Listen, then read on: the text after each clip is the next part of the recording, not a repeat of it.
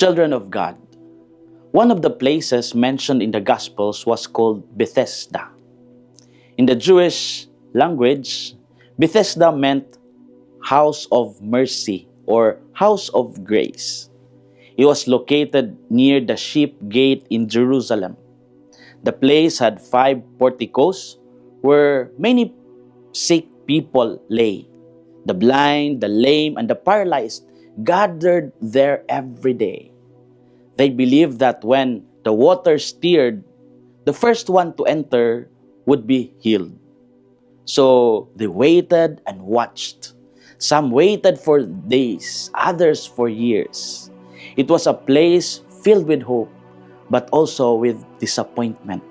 It was called the house of mercy, yet many remained unhealed. In the gospel story of John, Jesus went up to Jerusalem and visited this pool called Bethesda. He saw a man who was ill for 38 years. Jesus asked him a simple but powerful question: do you want to be well? The man answered with excuses, saying he had no one to put him into the pool when the water stirred. Jesus then said, "Rise, take up your mat and walk." At once, the man stood up, took his mat, and walked. Wow! It happened on a Sabbath, and this created tension with the religious leaders. What are our inspirations for today? First, do not get used to staying stuck. The man stayed by the pool for 38 years. That was a very long time to wait. He probably got used to his routine of lying down, watching the water and hoping someone would help him.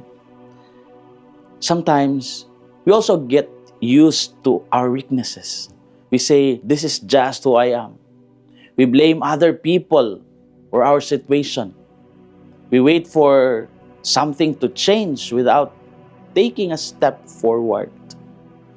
When Jesus asked, "Do you want to be well?" it was not just about physical healing. It was an invitation to choose change. Today we ask ourselves, do I truly want to grow? Or am I comfortable staying where I am? Second, listen to the voice that tells you to stand up. Jesus did not carry the man. He did not push him into the water. He simply gave a command: "Rise, take up your mat and walk." The healing began when the man obeyed that word.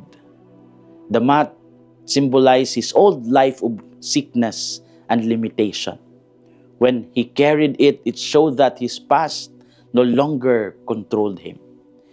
He walked into a new future because he listened to Jesus. In our lives, God's voice may come through prayer, through a friend, or through a quiet moment of reflection. We hear the call to forgive, to reconcile, to begin again. Do I listen when God tells me to rise? What mat do I need to carry and leave behind? What small step can I take today instead of waiting for perfect conditions? Children of God, Bethesda meant house of mercy, and mercy truly appeared when Jesus entered that place. The man waited for water to move, but healing came through a word. Many people waited around him, but only one responded with trust. The same Lord walks into our waiting areas. He sees our long struggles and silent tears. He asks us if we want to be well. This is Father Felmar, SVD, your good news caster from Radio Veritas Asia, the voice of Asian Christianity. And may the Almighty God bless you, the Father, the Son, and the Holy Spirit. Amen. Thank you for watching and listening. Stay inspired every day with our daily reflections. Be part of our growing online community of faith and inspiration. Don't miss a single reflection. Follow us on our social media platforms